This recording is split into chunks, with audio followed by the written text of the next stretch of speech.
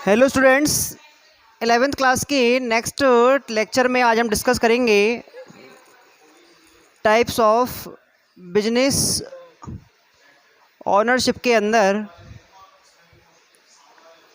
आज का fifth type का हमारा जो ओनरशिप है वो है कंपनी।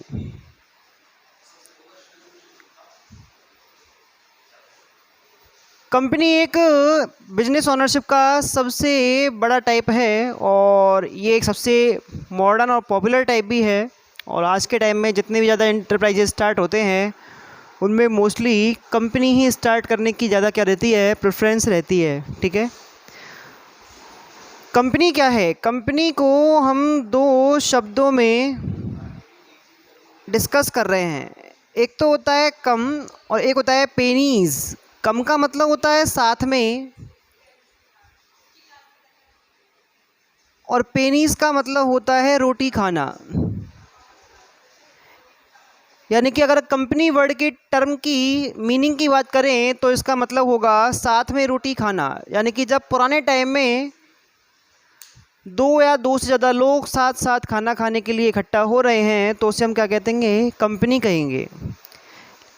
धीरे धीरे ये जो आपके लोग हैं ये इकट्ठे होने लगे बिजनेस एंटरप्राइज को बनाने के लिए और उसलिए अपन क्या वर्ड काम में लेने लग गए? कंपनी वर्ड काम में लेने लग गए। कंपनी का जो स्ट्रक्चर है वो स्ट्रक्चर 17वीं शताब्दी से स्टार्ट हुआ था आपका। और सबसे पहली जो आपकी कंपनी आई थी पूरे वर्ल्ड में वो थी ईस्ट इंडिया कंपनी। आपने इसका नाम सुना होगा। ईस्ट इंडिया कंपनी जो है ये एक ब्रिटिश कंपनी थी और इसको रॉयल चार्टर के थ्रू क्या किया गया था? इसका इनकॉर्पोरेशन किया गया था, रजिस्ट्रेशन किया गया था। जो ये कंपनी है ये केवल एक अकेली कंपनी ऐसी है जिसको ब्रिटिश गवर्नमेंट ने रॉयल चार्टर से क्या किया था? बनाया था। इसके बाद बनने वाली सारी की सारी कंपनियां एक्ट से रजिस्टर्ड होने लगी। क्लियर? तो ये जो आपका कंपनी है ये सबसे पहला कंपनी है। इसको गवर्न करने के लिए गवर्नमेंट को रिक्वायरमेंट हुई कि इसके लिए क्या बनाया जाए? एक लॉ बनाया जाए। तो सबसे पहले 1844 में ब्रिटिश गवर्नमेंट ने कंपनी लॉ अप्लाई किया, कंपनी लॉ पास किया। और उसको पास करने के बाद धीरे धीरे जब ये कंपनी इंडिया में काम करने लगी तो 1850 में पहला कंपनी लॉ इंडिया के अंदर क्या हो गया? पास हो गया। और इस तरह से धीरे धीरे इसमें नए नए अमेंडमेंट्स होते रहे, संशोधन होते रहे।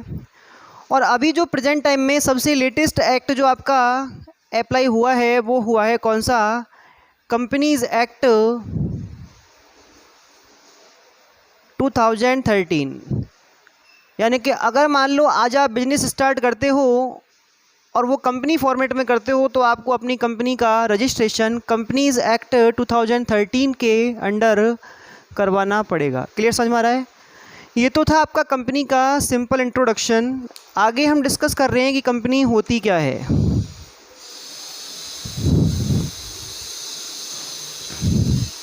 देखो, कंपनी की सबसे जो सिंपल डेफिनेशन है वो हम पढ़ने वाले हैं कि कंपनी क्या होती है। लिख रहे हैं हम, company is an artificial person with having separate legal entity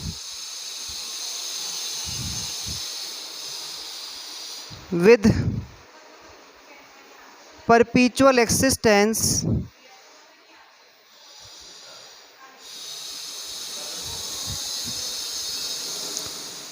and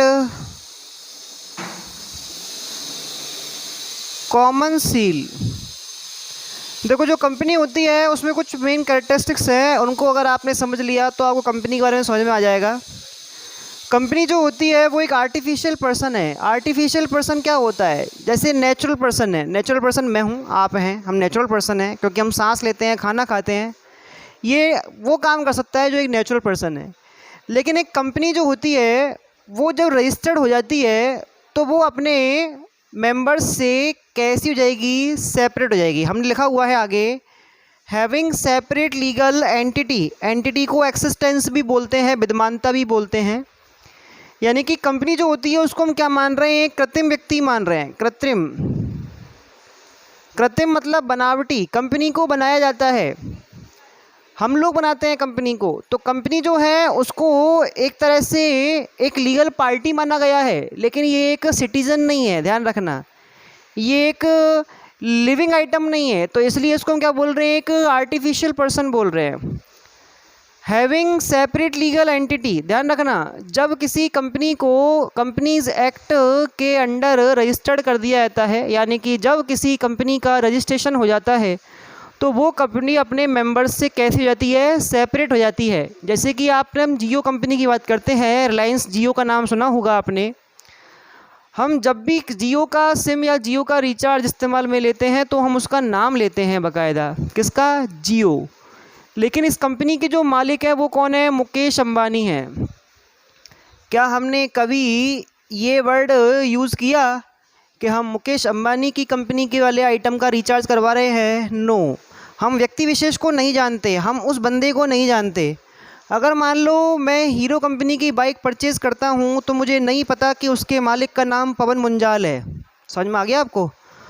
हमको नहीं पता। कुल मिला के बात ये है, हम मालिकों से मतलब ही नहीं रखते, क्योंकि कंपनी की अपनी क्या है, मार्केट में एक पहचान है, और उस पहचान की वजह से हम केवल कंपनी को ही उसके नाम से जानते हैं, हमारी मालिकों से कोई पहचान नहीं है। हम प्रोडक्ट परचेज़ करेंगे कंपनी से, हम कंप्लेंट करेंगे कंपनी से, हम केस करेंगे कंपनी पर। तो हमारा जो कॉन्ट्रैक्ट है किसी प्रोडक्ट को परचेज़ करते समय वो उसके मालिक से थोड़ी है, वो किससे है, कंपनी से है। एक कंपनी जो होती है वो एक इंडिविजुअल पर्सन की तरह काम कर सकती है, वो अपनी प्रॉपर्टीज़ खरीद सकती है, बेच सकती है, वो कॉन्ट्रैक्ट कर सकती है, वो एम्प्लॉयज़ अपॉइंट कर सकती है, यस, वो किसी पे केस कर सकती है और कोई थर्ड पार्टी उस पर भी केस कर सकती है। तो जैसे एक लिविंग आइटम, जैसे कि मैं, जैसे कि आप, हम लोगों के साथ मार्केट में डील होती है, वैसा ही किसके साथ होता है, कंपनी के साथ भी होता है। क्योंकि कंपनी जैसे ही रजिस्टर्ड होगी अपने मेंबर्स से अलग हो जाएगी। हमने पहले सोल ट्रेड के बारे में पढ़ा था। सोल ट्रेड की एक्सिस्टेंस मालिक से जुड़ी हुई होती है। जैसे मान लो मेरी एक शॉप है और उस शॉप को मेरे नाम से जाना जाता है, फलाने की दुकान, समझ रहा है आपको? तो दुकान की अपनी वैल्यू नहीं है, कल को मैं मर गया तो हो सकता है दुकान बंद हो जाए। लेकिन अगर मान लो मुकेश अंबानी चल बसे तो जियो कंपनी पर कोई इफेक्ट नहीं पड़ेगा, वो चलती रहेगी, क्योंकि मुकेश अंबानी जियो कंपनी से कैसे हैं, सेपरेट है। समझ में आ गया आपको? तो ये आपको समझ में आया होगा कि जो कंपनी होती है वो एक आर्टिफिशियल पर्सन है। आर्टिफिशियल क्यों है? क्योंकि ये लॉ से बनती है। किससे बनती है? लॉ से। जैसे ही आपने इसका रजिस्ट्रेशन कंपनी एक्ट से कराया वैसे ही कंपनी का जन्म हो जाएगा, कंपनी पैदा हो जाएगी। क्लियर? तो इसको बोल रहे हैं अपन artificial person. Next, having separate legal entity. Yes, ये मैं डिस्कस कर चुका हूँ आपको कि कंपनी जो होती है इसका अपने मेंबर्स से कैसा होता है, सेपरेट एक्सिस्टेंस होता है, इसकी अपनी अलग से क्या होती है, पहचान होती है। इसके अलावा परपीचुअल एक्सिस्टेंस। परपीचुअल एक्सिस्टेंस को हिंदी में बोलते हैं शाश्वत उत्तराधिकार।